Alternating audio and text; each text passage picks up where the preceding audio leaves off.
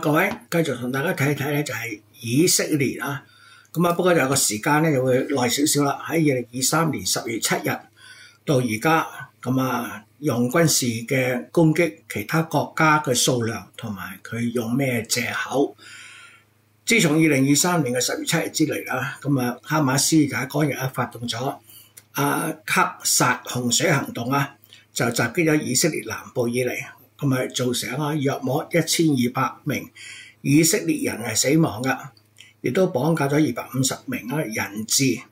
呢件事件被以色列視為嚴重嘅威脅，引發咗以色列嘅全面軍事回應。自從嗰日開始以色列已經對多個國家或者地區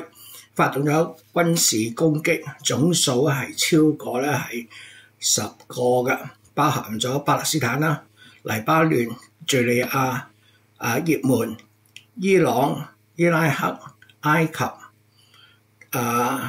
突尼西亞、卡達、馬爾他同埋希臘等等。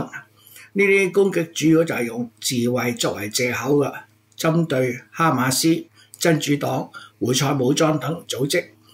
宣稱呢啲組織係受到伊朗支持，亦都對以色列構成咗持續嘅威脅。值得注意嘅就係根據目前嘅公開資料，以色列嘅媒體譬如就係 Haaretz 哈亞雷斯報嘅報導同埋聯合國嘅調查報告，以色列軍隊喺2024年發表一系列嘅調查報告之中承認，10月7日當日確實發生咗好多次佢叫做友軍誤擊friendly fire 嘅事件。由於當時嘅戰況相當混亂，通訊中斷，而哈馬斯武裝分子亦都混雜喺平民之中。以色列軍隊喺奪回社區嘅戰爭之中就動用咗重型武器。雖然以色列官方並未作出一個精準嘅全國性統計數目，但係以色列警方曾經表示喺音樂節個現場佢就話部分平民可能喺軍方直升機掃射試圖逃往加薩嘅車輛時係誤傷咗身亡。但我哋從畫面見到呢啲逃往其他地方嘅車輛係全架燒到白晒嘅。呢度可見就係並非係普通嘅掃射啦，一定係重型嘅軍火攻擊嚟嘅。哈馬斯做唔到呢樣嘢㗎。咁另外有啲例子喺度，有一個例子就係貝爾克基布茲事件。咁喺呢個地方嗰個將軍呢個將軍名唔係呢個係個地方名。有一個將軍叫做Barak Hamran 就下令坦克車向一個平房開火。當時屋入邊有40名哈馬斯嘅武裝分子同埋14名以色列嘅人質，最終導致13個以色列人質係死亡嘅。軍方後來調查話多數人質可能係俾武裝分子處決嘅，但我哋事後知道哈馬斯就係要啲以色列人質係愛嚟交換，就唔係要想處死呢啲以色列人質嘅。咁而正話提到嗰張報紙喺2024年7月深入調查嘅披露以色列軍方當天即係喺10月7日2023年嗰日，就係喺多個地點下達咗一個類似就叫做Hamid-Bar Directive 亦叫做漢尼拔指令。呢個指令就係話為咗防止以色列士兵被俘虜而採取嘅極端武裝力量，即係話自己就殺死嘅。咁就喺佢哋自己報紙嘅調查喺2024年嘅7月公佈，就係軍方接到係受到上面嘅指令唔好俾任何車輛翻到加薩地帶。呢個導致無人機同埋武裝直升機對邊境交界處嘅車輛進行大規模嘅打擊。而呢啲車輛之中有好多係載住被綁架以色列平民，甚至有啲係以色列自己本身嘅平民嚟㗎。具體誤傷咗幾多平民咧總數咧係冇官方嘅定論，但係咧分析人士根據現場嘅殘骸咧，估計咧呢度可能係有成幾十人至幾百人㗎。具體嚟講咧，就以色列主要攻擊係包括咩咧？就係巴勒斯坦喺加薩走廊啦。咁呢個咧已經知道咧，以色列包括地面入侵同埋空襲啦，造成最少超過7萬人死亡。嗱，呢7萬人咧就係哈馬斯能夠數到有名嗰啲壓喺嗰啲頹垣敗瓦之下嗰啲就不計其數啦。呢啲全部主要都係平民，包括兒童同埋婦女。藉口就係要摧毀哈馬斯嘅軍事同埋治理能力，要解救被綁架嘅人質。但我哋證明到喺呢7萬幾人之中以色列係並冇救得到任何人質嘅。佢只喺後期咧同哈馬斯達成平和協議之後，就獲得少許人質嘅釋放。咁呢個係不對等啊！以色列政府稱呢個係對10月7日嘅恐怖襲擊嘅直接回報、報復同埋防禦，目的咧就係要針對佢個公民嘅生存威脅。但係咧評論者指責呢個係種族滅絕嚟㗎。喺約旦河西岸咁亦都係巴勒斯坦嘅地方造成咗數百人嘅死亡。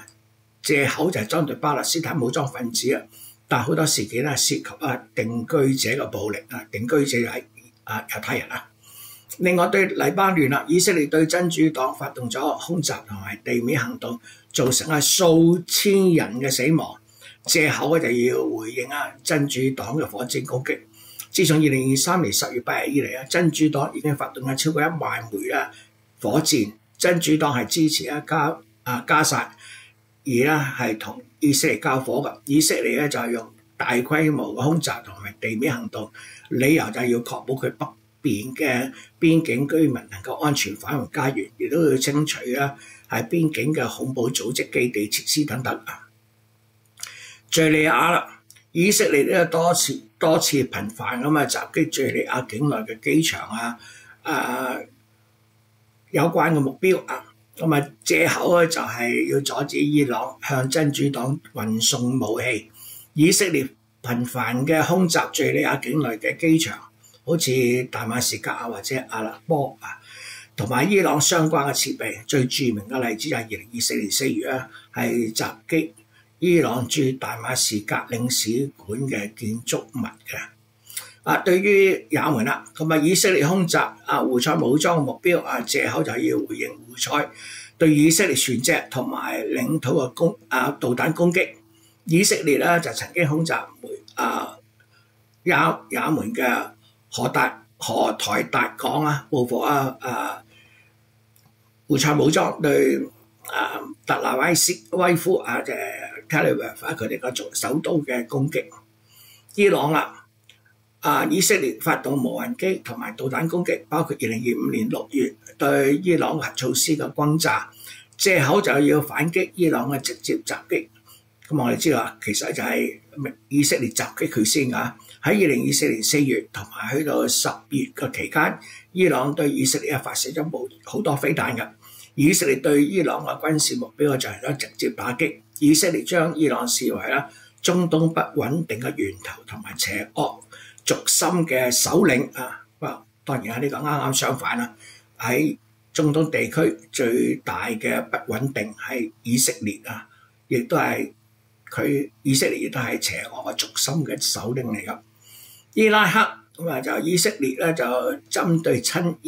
伊朗民兵發動攻擊，藉口呢民兵參與對以色列嘅間接威脅埃及邊境事件之中以色列軍隊偶然就會越境攻擊藉口就係防止走私武器。大尼西亞、馬耳他同埋希臘以色列轟炸呢啲地方就係尤其是就係轟炸啲對加薩地帶嘅援助船隊。藉口啲船隻涉及運送武器俾哈馬斯當然呢啲係完全冇證據最後就卡達以色列就係空襲咗卡達。咁呢個嗰時候就係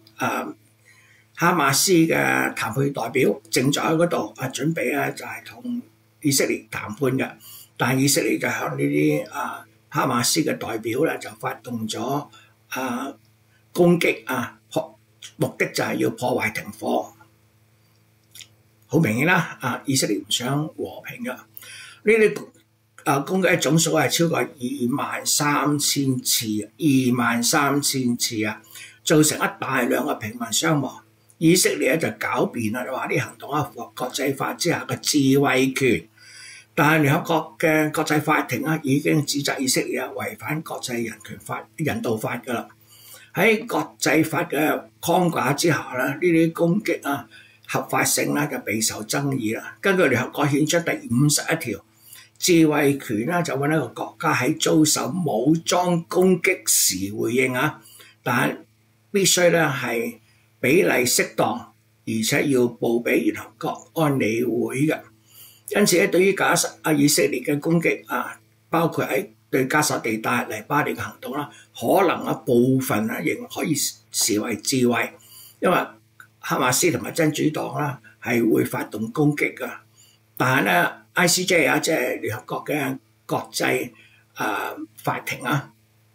就喺2024年已經裁定以色列喺加沙嘅行動構成咗種族滅絕風險嘅，違反日內瓦公約。聯合國專家指責以色列使用飢餓作為武器，亦都造成係過度平民傷亡，違反咗比例原則。對伊朗同埋敍利亞嘅預防性攻擊係視為非法嘅，因為缺乏即時嘅威脅。唯一可能合法就係對哈馬斯10月7日攻擊嘅直接回應，但係擴大到許多國家已經超出咗自衛範圍㗎啦。國際法庭同埋國際刑事法庭 ICJ 同埋 ICC 嘅調查指出，